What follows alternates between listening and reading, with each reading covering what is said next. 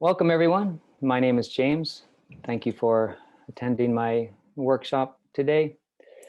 The title of my presentation, as you can see, it's called Cleared for Landing, an Introduction to Psychedelic Harm Reduction Strategies and Education.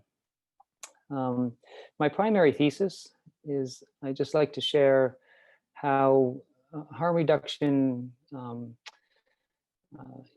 integration and education for clients might be a little distinct from other harm reduction techniques that we use with other substances that are non-psychedelic, for example, opioids or stimulants. So I hope you enjoy. Just real briefly, I do not have a financial or commercial relationship to disclose. And I'd also like to share that just due to the nature of the content that I'm presenting, I do not condone or encourage the use of illegal substances. So this workshop is just for harm reduction education, information only, and obviously should not be construed as medical advice either. So, psychedelics. Psychedelics have been used as spiritual medicines for thousands of years in shamanic and indigenous cultures. They actually refer to it as medicines, both on a physical level, for example, to purge toxins somatically from their bodies, as well as spiritual medicine. So to improve mental states, or go on deeper explorations in a spiritual sense. These ceremonies, again, in indigenous cultures, are often done with a lot of context around it. There's often great reverence for the planet Earth. There's a lot of community involved. It's not just detached and sort of recreationally done that we might see with other compounds. Just to break etymologically down a little bit, psychedelics means mind manifesting, or to make the soul visible. It's also been referred, these compounds, as entheogens. Entheogens means evoking the divine within. And I'll be using the terms psychedelic, entheogens, and medicine interchangeably in my presentation today.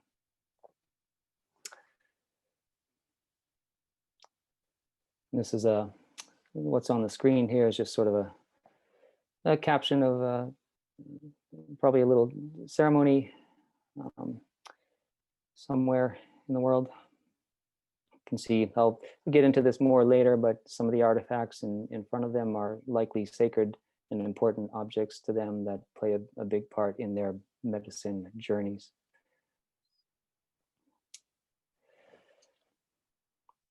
So Czech psychiatrist Stanislav Grof, he's a leading transpersonal psychologist and psychiatrist. He referred to psychedelics as non-specific amplifiers of the human psyche.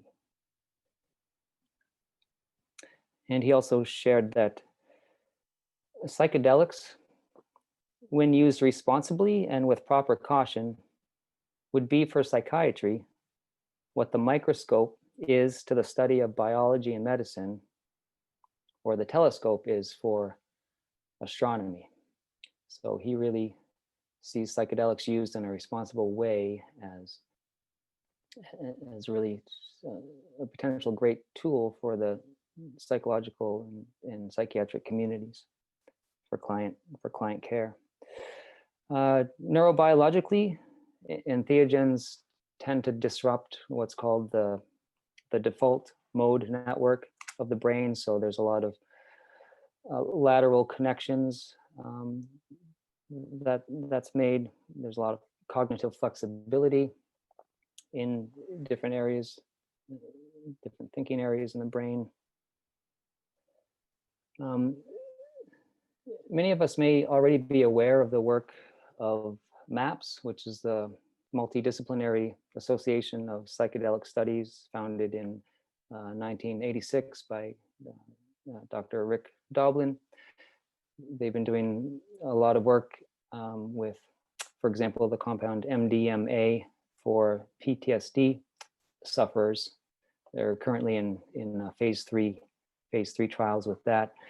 There's also other institutions, NYU, UCLA, Johns Hopkins, that are doing research with the psilocybin compound found in magic mushrooms.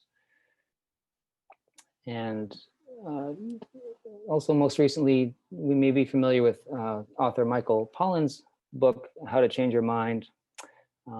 It's been a bestseller and has really, I think, helped to alert a lot of people of this emerging psychedelic renaissance. So people are interested in how some of these compounds can help with mental health challenges, as well as just personal exploration for deeper spiritual questions.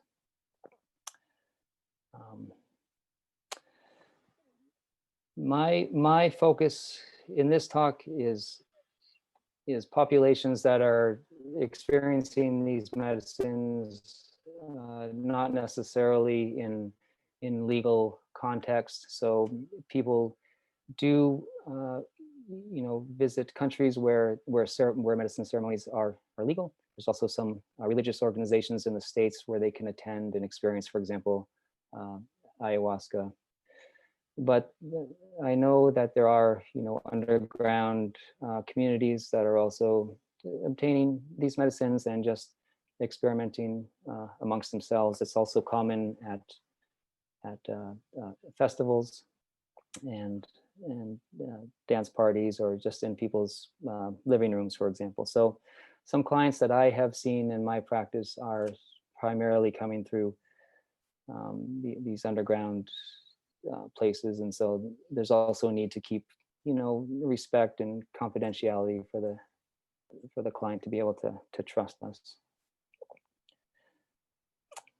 I'm also going to be focusing today on two primary entheogenic medicines, ayahuasca and mushrooms, which are the most common that I've come across so far in the client population. So this is a picture of the ayahuasca vine. It's usually in South America. And ayahuasca actually is a botanical brew of two primary compounds. And one is N,N-dimethyltryptamine, or DMT.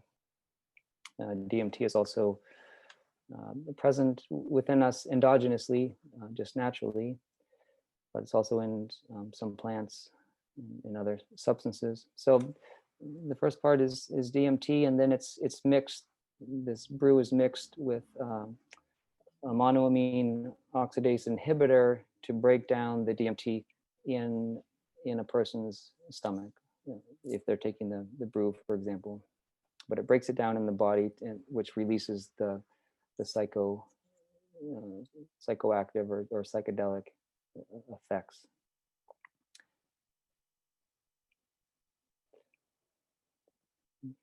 This is a photo of a Amanita muscaria mushroom, otherwise known as fly agaric or magic mushroom colloquially. Psilocybin and psilocin are the primary psychedelic compounds in this fungi.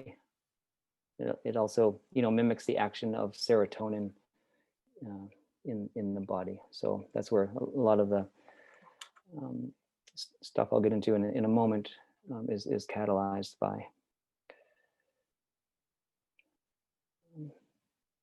Also, I thought to share this, just interesting of note, a relatively recent I don't want to call it a fad, but it's this is an interesting, extremely powerful compound from it's 5-MeO DMT, and this is from the Bufo alvarius toad, also called the Sonoran desert toad or Colorado River toad. And the medicine is extracted via the toad's venom sac here. It's sort of squished out and then dried and smoked. And the effects are an extremely rapid, like within seconds onset, lasts for about 20-ish minutes on average. And people report that there's just this incredible sense of boundlessness, oceanic sort of spirituality. Some folks claim that they see divinity or see God.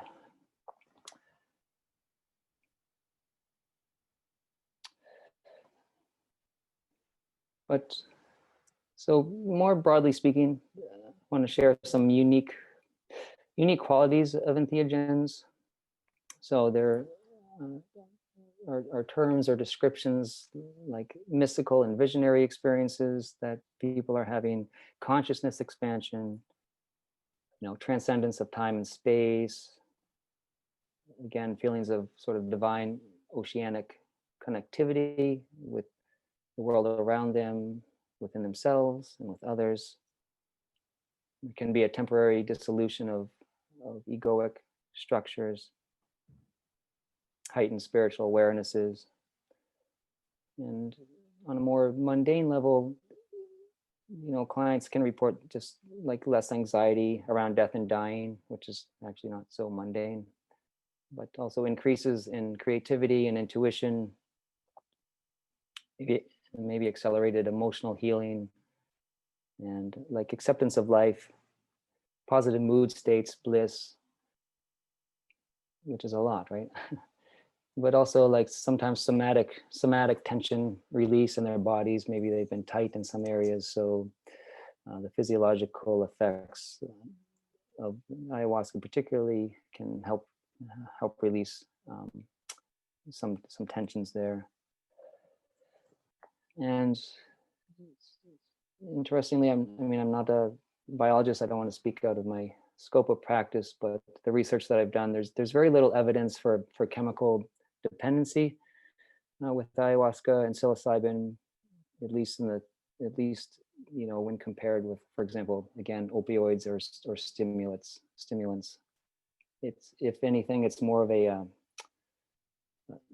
psychological dependence. But so far in the research, there's little evidence for chemical dependency in that same way, which is why I'm arguing that harm reduction strategies for helping folks that are undergoing these experiences needs to be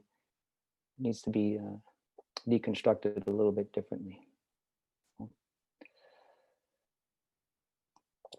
As with all substances, of course, there are risks with these medicines. So traumas can resurface for the client. The duration of the medicine's effects are not controllable, and the client may be in a space where they're not able, there's no like antidote necessarily, like, for example, naloxone with opioids. Once they're in it, they're in it. So ayahuasca typically tends to last 4 to 6-ish hours. Psilocybin, similar, 4 to 6 to 8 hours, depending on how much they've consumed. And during this time, colloquially called bad trips, but it can introduce new or unwanted ideas into the client's mind, and this can be challenging or for them to navigate. There is contraindications with some medications, particularly cardiovascular meds. It can increase heart rate. And also particularly of importance is SSRIs. So there's a risk of having serotonin syndrome. If there's already a lot of serotonin in the client's system, these medicines release or work with serotonin somehow. So we want to be cautious of that. It can also exacerbate pre-existing mental health challenges such as schizophrenia and bipolar presentations. Particularly, it's advised that people, experiencing those states not undergo medicine ceremonies or medicine experiences. Physically, a client could feel abdominal cramping and vomiting, and with ayahuasca particularly, that's often part of the experience, that the client will vomit or purge, not only emotionally, cathartically, but the brew oftentimes comes back up and they vomit as well. Sweating and chills could be there, and sometimes, particularly with psilocybin, synesthesia, or the sort of the sense of like being able to hear colors or taste numbers, so interconnections in the brain. But it's a very real experience when a person is undergoing that. And of course, if folks are doing it where it's not decriminalized, there's a risk for increased client anxiety if they are considering the criminalization aspect of it.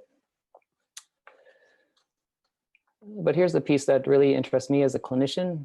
When the client comes back from either experiencing a medicine in whatever context they have, this is where the real work begins.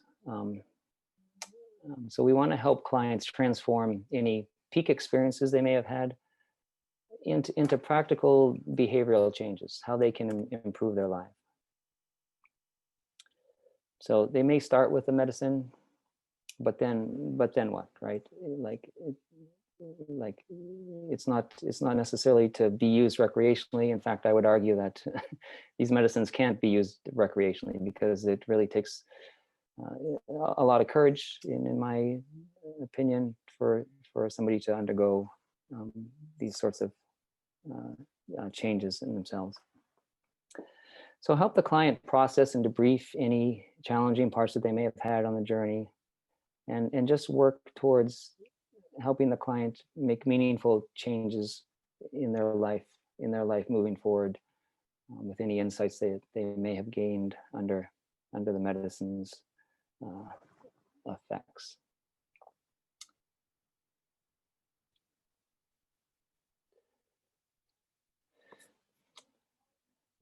I've found it helpful to encourage the client to gain supportive social connections that support their new insights or worldviews.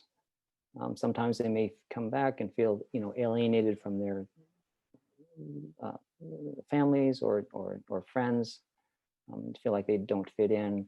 So that's the onus is sort of on them, and you, if you're their counselor or support coach, to see where they can find like-minded folks to continue their exploration with, if that's where they're going. The medicines are in no way a panacea. So, again, the work goes back on to the client to utilize their experience in the best way that they can. I would also caution this, for if the client feels like they need to make a major decision, such as leaving their job or leaving their partnerships, I would caution them to wait a little bit and maybe process it either by themselves or with you. Sometimes when clients are getting insights, or what's called maybe sometimes downloads, with the medicine, it feels like absolutely the right absolute thing to do, but I caution them to just take a little bit of pause and see, as they are reintegrating back into their everyday life, what makes most sense for them. They don't really want to, or I wouldn't want to encourage them to make rash decisions that would be counterintuitive to their needs.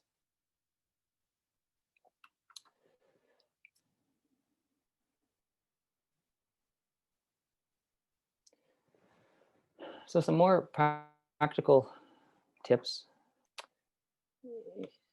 Often the persons that experience these medicines are it's helpful to have them have a sense of reassimilation or reintegration into their bodies. It also helps calm the mental oscillations that may be going on. So nutritive, grounding, healthy foods are helpful to encourage, such as warm soups or stews, root vegetables, bone broth.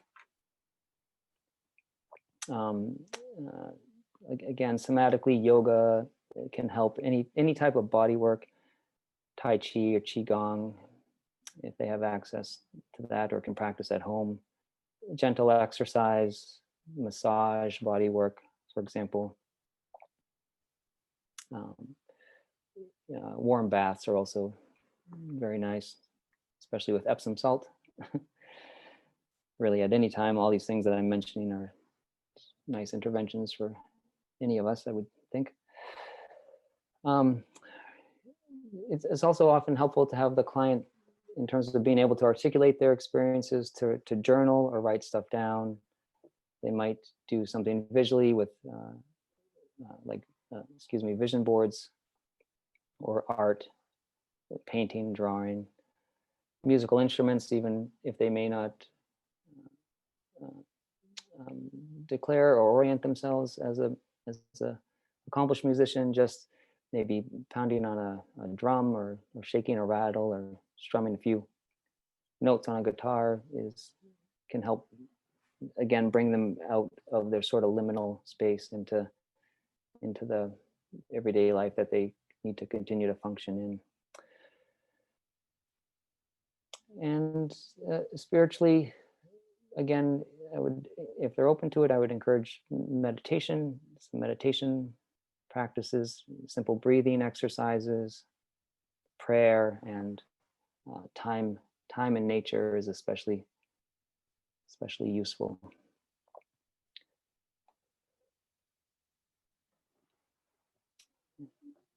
And here we have so the clinician's attitude. I've found that we really want to be, or it's useful for the client if the clinician is empathetic and non-judgmental as possible. We really just need to be with the client and be open to hearing their phenomenological experiences that they've had. This is really, in my opinion, not the place to pathologize or put on our diagnostician hats at this time, because the client is often coming from spaces that I don't even know the DSM-5 can categorize yet. So meaning to say that they're often in a sort of or they can be in a vulnerable or delicate place. I like to see that they're sort of newly born in a way.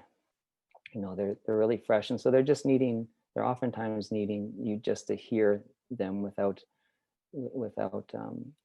trying to direct their experience.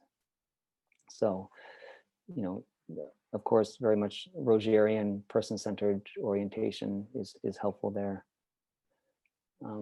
If we are, as clinicians, familiar with mindfulness-based practices, somatic work is super helpful. There's also been research that internal family systems works nicely with this. Again, this is going back in the context more with the works that MAPS is doing. But if we're supporting folks that are coming to us through other means, IFS or parts work type therapy can be helpful. And of course, operate within your licensing board code of ethics. I've also attached in the HUVA ancillary documents something called the code of ethics for spiritual guides, which you might find also helpful.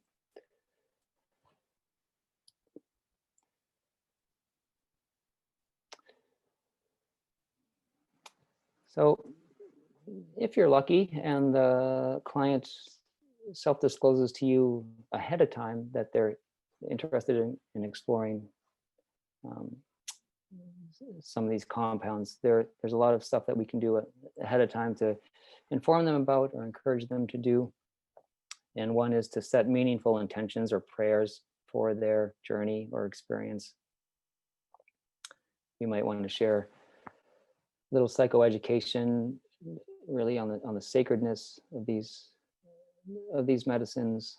And I don't want to put I really don't mean to put substances in a hierarchy, but there is a difference. For example, in my opinion, somebody that's wanting to engage with psilocybin or ayahuasca for deeper spiritual growth and reflection than someone that's struggling with, for example, cocaine use disorder or methamphetamine. So there's a bit of a distinction there. So the intention is important to set, and again, share the risks that you know of with your client, so they have informed consent going into this. Probably heard the phrase, set and setting. It's popularized in the 60s when LSD use was there, LSD research, but also recreationally. So the importance of set and setting. Essentially, set is the person's mind frame as they're going into a psychedelic experience, and setting is the environment around that. So for the client's mindset, again, just encourage them to be relaxed as much as possible. Meditation beforehand helps if they have a practice already. And it's useful if they can to have, this is what this slide sort of represents, but to have notes that they write ahead of time, just like little affirmations or mantras that they can refer back to, such as, this will pass, or you are loved, or just breathe. They might keep that in their pocket or somewhere on their person or close by, accessible, just to refer back to. Because again, going back to the risk slide, people can navigate some pretty challenging psychological spaces there. So just to have some comforting reminders could be helpful. Ideally, I know this is not always possible, but if they have a sober sitter or a sober point person that's maybe with them in their journey, but not necessarily also undergoing the medicine, that's super helpful. And then sort of a plan, what happens in the case of a emergency, particularly like freak out, psychological emergency, what might the client do? Again, do they have a sober person that can maybe reassure them that this won't last forever? Also, I hope to link in my HUVA extra documents. If the client is able, and they're not doing it, if they're doing it in a non-ceremonial context where it's sanctioned, if they can test their substances, that's great. So there are test kits available that they might look into.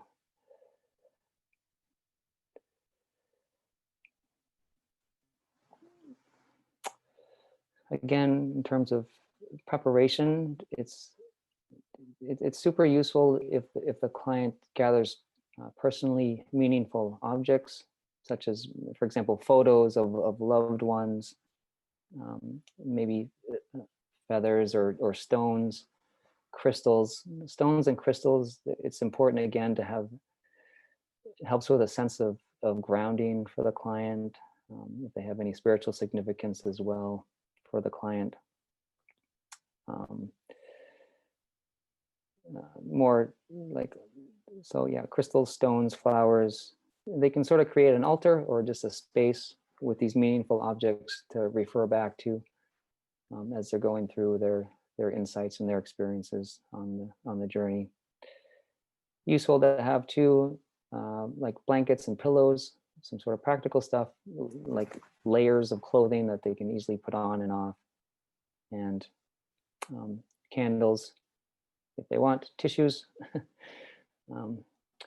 Inspiring books or artworks to have nearby too is useful, and again, means to creatively express. Even just coloring books could be a nice thing to have. Essential oils, so through an essential oil diffuser is nice, or incense, particularly sage is a nice herb for them to burn, again, because it's grounding, and also a bark called Palo Santo, which has a nice smell. And they might want to also have music is also influential in a lot of people's journeys. They might want to have that prepared ahead of time, so have a music playlist accessible and set to go. And also, like obviously water and some simple snacks. Fruit is nice also.